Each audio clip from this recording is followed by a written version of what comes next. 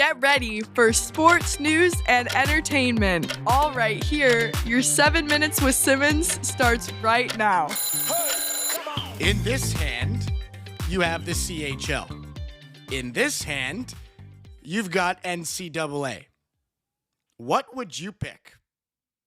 Welcome back, guys. This is episode number 11. You're tuned in to 7 Minutes with Simmons. As always, I'm your host, Christian. Thank you guys so much for tuning in. Welcome right back to the pod. Today, we got a very interesting topic to cover.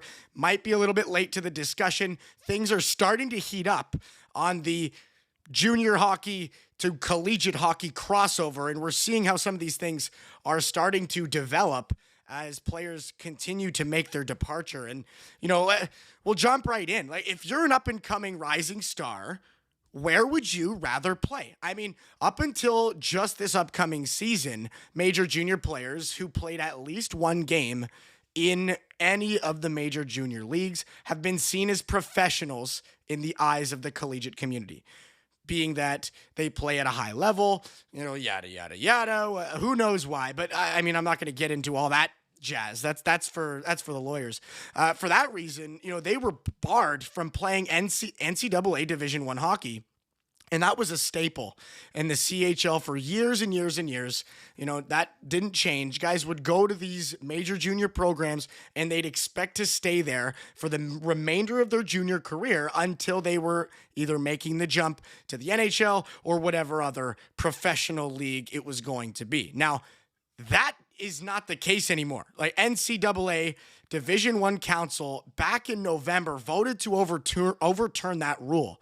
Now, just around the corner, we have the official drop of that ruling. So August 1st, 2025, some of these players will be allowed to officially, begin playing for some of these NCAA teams if they so choose. The only stipulation being if they were compensated, of course, beyond any actual or necessary expenses, they cannot make that jump, meaning that they actually were, in fact, professionals and they were paid. So it's kind of interesting. And you know what? Maybe a little hypocritical. You look at some of these collegiate teams, they got their NIL deals. A lot of these guys are making money out there anyways. So what difference does it really make? If Easton Cowan out in London is getting an extra $15 to take the boys out for ice cream. Like, what? Who cares? Like, it doesn't really change anything. You got collegiate athletes making millions on NIL deals playing in that league. And, I look at this in a couple of different ways. And one of the ways you can look at it is it's an amazing thing for hockey. It's an amazing thing for some older guys who are aging out of their major junior careers. They can now move forward in their career, not only continuing to play hockey, but they can also earn an education while they do it. That's great. That is great. But there's another angle here. Like, obviously, it's not just for the older guys. It's for some of these younger guys. And money talks, man. Money talks. And obviously these NIL deals that you can get, being a collegiate athlete is huge, like potentially comparable to those future NHL earnings. So, how do you compete with that? Like, if not for the money, another angle, like, what about those still young, up and coming, still draft eligible players who are looking to prove their value to 34 scouts in the NHL? How best can you do that if you're one of those players? And what in your mind makes you think you have the best chance to improve your draft stock?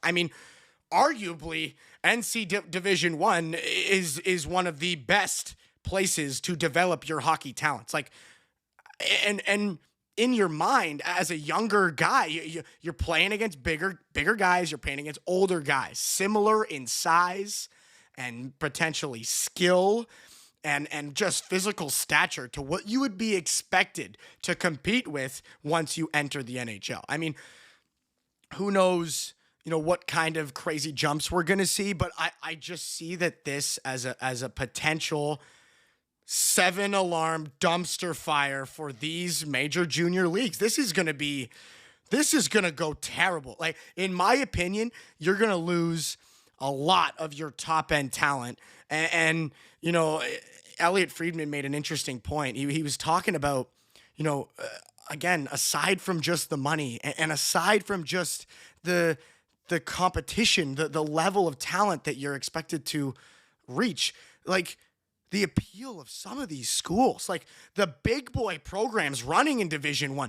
How do you compete with the facilities and the coaching and the resources that they have to offer? Like if you're sitting out there in Sarnia and all of a sudden you got North Dakota, Michigan, Boston, Michigan State, these big Division I programs knocking on your door.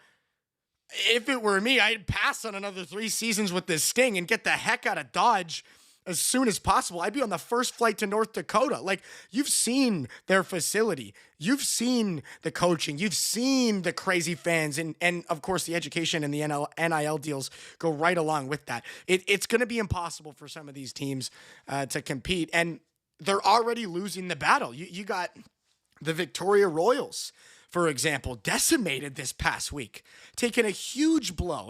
2025 prospect Cole Reshny and 16-year-old Keaton Verhoff, both off to North Dakota. See you later. Victoria Royals with 2 of their big-time prospects right out the door. Steelheads goalie Jack Ivankovich heading to Michigan State. Malcolm Spence out there playing for the Erie Otters. Not anymore. He's going to Michigan State as well. Like it's changing, boys. Like the landscape is changing for these young guys. And of course, they're smelling the roses elsewhere. Some sweet, sweet opportunity just south of these major leagues here and across the border there in the States. And of course, the biggest of names, Gavin McKenna. Where does this guy go? Does he stay with the Tigers? Does he head south? It's going to be an interesting month, to see how some of these things start to shake out. And I would be worried. I would be worried if I were you. I would be leaving London and heading straight to North Dakota. That's just me. Thank you guys so much for tuning in. Episode 11. Love you guys. Thanks so much for all your support. We'll see you next time. Peace.